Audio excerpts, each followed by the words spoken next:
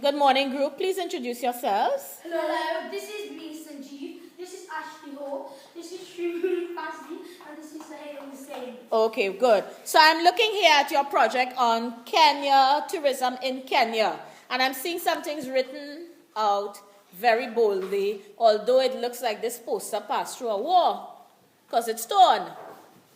Right. Talk about some of the things that you have on the poster. Who's going to start first? Hold up your poster, please. Yes, yes.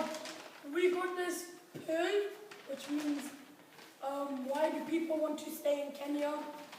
Why? What are some of the reasons? I'll say it.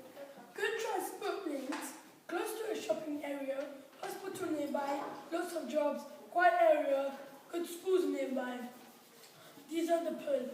So those are some good points. All right. And Shrimp will read the pearl. Now you can't read the project. I asked you to explain. Okay. And these are the safaris. Right. What's so special about safari? The safari is very special to Kenya because there's lots of tourists who want to see the animals, in the wild, not in the zoo. Got lots of wildlife. So is this good for the people? Yes. How? Yeah, but it's bad for the animals. Why is it bad for the animals? Because when they're in a truck and then they just go over the because the animals don't get private space to do stuff. Yeah. And they'll just look at them like stuff and they get scared and then they go over the grass and then the animals need personal space as well. All right. So basically what he's trying to say is that the trucks are going too close to the animals, which might frighten them and they might get aggressive. Right. And things like that. So, and also as well, that could stop the animals from mating, which could make the animals extinct as well. Very good. So, and as well of going over the grass, like zebras need grass Yeah. to eat because that's what they eat, and like giraffes and things. Yeah. So that's what they need to eat, and they're kind of like destroying it. Okay. And it's good for the people as well because they're getting jobs, and there's not always a lot of jobs in Kenya. Right. So by tourists being there is making a lot of jobs for them. Okay, good. So it seems that there are some advantages and some disadvantages to tourism, right? We all agree?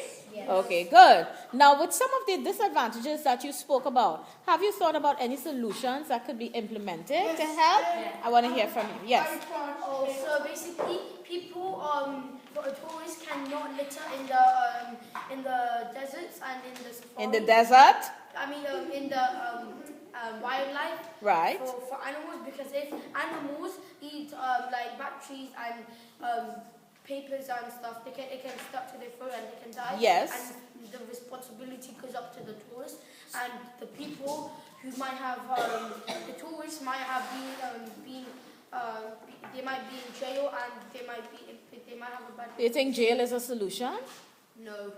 But you know what I mean? What solution could you implement to stop this problem with the garbage? So, there should be people around, like a truck, and There should be like security people going around the premises making sure there's no littering and bin days and things like that. So, and security cameras, so like if they see anyone littering, then they can be fined, so they know next time.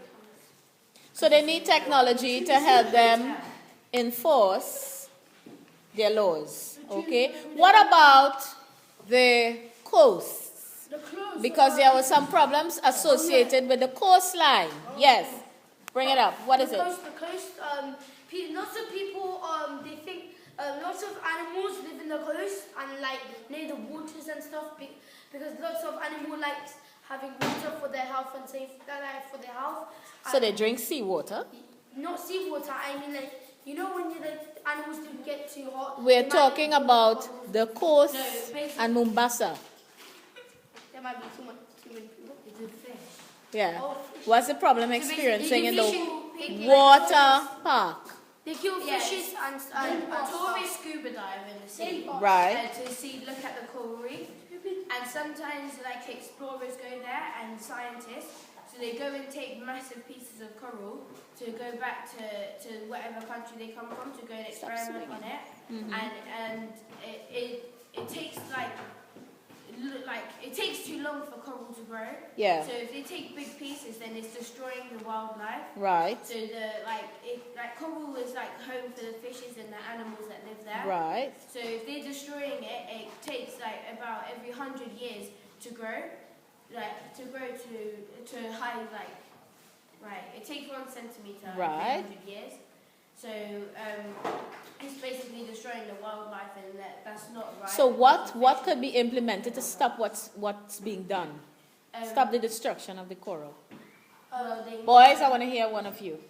What could be done to stop the destruction of the coral? Like, they should put like a security guard around it. A security what? Security thing. A security thing? I don't know what that is. The beach or the thing. What security thing can you put in the ocean? So like, you know. How can we stop taking? Who is going to address this question? Take them out of the sea. Suhail, yes. I wanted to talk about something else. Well, I want you to talk about a solution to what's happening to the coral reefs. I think no one should enter the seawood.